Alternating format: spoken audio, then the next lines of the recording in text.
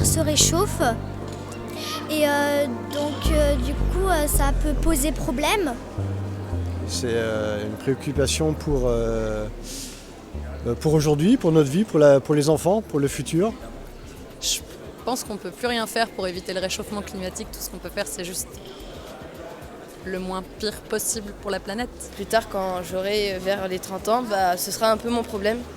Parce que plus on avance dans le temps, plus le climat devient dangereux. Et donc j'aimerais bien qu'on trouve certaines évolutions pour qu'on ne soit pas non plus dans le pétrin, si je puis le dire. Ça m'inquiète pas du tout, non. Parce que je suis persuadé qu'on va trouver des solutions, on en trouve déjà pas mal. Moi, pour moi, les solutions, elles vont venir de nos enfants. Et je pense que nous, l'action qu'on peut mener, et c'est la manière dont on éduque nos enfants. C'est beaucoup d'informations, je pense. C'est surtout de l'information et commencer aussi par les écoles. Parce que je suis persuadé que c'est par les écoles qu'on arrivera à faire monter en puissance ce besoin de faire attention à l'environnement. Je crois beaucoup en la capacité qu'on a et j'espère qu'on aura cette réaction assez rapide d'avoir une prise de conscience générale pour arriver à... Moi je suis plutôt de nature optimiste, donc je me dis il faut forcément qu'on y arrive. On a conscience de cette difficulté aujourd'hui et du coup il faut qu'on arrive à vivre et à adapter notre mode de consommation, notre vie à ce facteur-là qui est un facteur qui est important, qu'on doit prendre en considération. Pour faire attention, moi j'essaye de faire attention à tout ce que je fais, c'est-à-dire de me dire quand je peux ne pas prendre la voiture, je la prends pas, aller plutôt à pied, en vélo, en transport en commun, à la maison, essayer de faire attention. Est-ce qu'on chauffe pas trop? Est-ce qu'on peut pas plutôt baisser la température? Est-ce que la douche elle peut pas être plus courte? C'est vrai qu'on avait fait le concours famille à énergie positive et ça avait été très positif parce que finalement on a appris plein de petits gestes et plein de choses à faire au quotidien pour essayer de limiter ces dépenses d'énergie et d'être plus attentif en fait, se rendre compte de ce qu'on peut faire.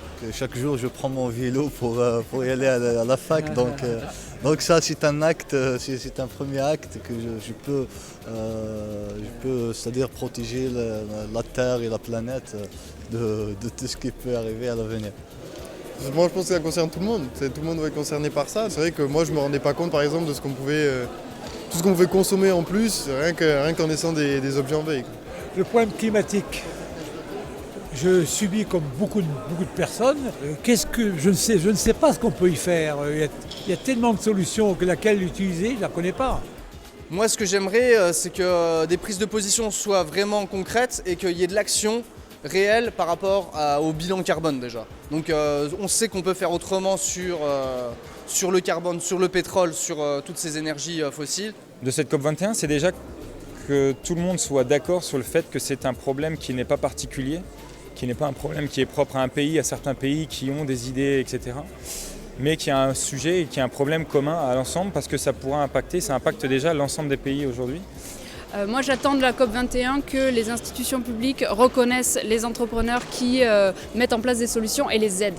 Sur cette conférence, moi j'espère qu'il va y avoir des décisions de prise et puis des engagements pour essayer, comme je disais, que chacun a son niveau et donc les particuliers, chaque individualité, puis après au niveau plus des collectivités, des États, on s'engage aussi en se disant que c'est vraiment une question qui nous concerne tous et que ça concerne les gens qui nous sont chers, nos enfants, les gens qui vivront après nous. Voilà, c'est pas une question, c'est pas que à notre échelle, c'est pour tout le monde, c'est pour après. Je pense qu'il n'y a pas assez d'efforts qui sont faits. Localement, ça serait sans doute plus facile. Et je dirais par une concertation, explication envers du public. Essayer d'aider les petites initiatives qui peuvent faire de grands projets. Que l'éclairage de tout ce qui est ces superbes bâtiments, c'est peut-être pas utile de laisser éclairer toute la nuit, tous les jours de l'année. Donc je pense qu'il est important de valoriser déjà tout ce qui existe, parce qu'il y a déjà beaucoup de choses et si déjà on était tous informés de ce qui existe, je pense que ça permettrait peut-être que des gens se sentent plus concernés au quotidien dans ce qu'ils font. Je vous encouragerai du coup à continuer dans la voie d'augmenter l'accessibilité via notamment des transports en commun. Venez rencontrer les entrepreneurs sociaux qui ont des solutions à vous proposer et à mettre en place et à valoriser. S'il vous plaît, pour Nancy, c'est une très belle ville et ça serait bien que... Je pense que petit à petit, si ici ça commence à changer, ça sera une bonne leçon de morale pour toutes les autres villes et petit à petit, l'union fait la force. Nous sommes les ambassadeurs nancéens du climat. Nous sommes les ambassadeurs nancéens du climat. Nous sommes les ambassadeurs nancéens du climat. Nous sommes les ambassadeurs nancéens du climat. Nous sommes les ambassadeurs du climat à Nancy. Nous sommes les ambassadeurs nancéens du climat. Nous sommes les ambassadeurs nancéens du climat. Nous sommes les ambassadeurs nancéens du climat.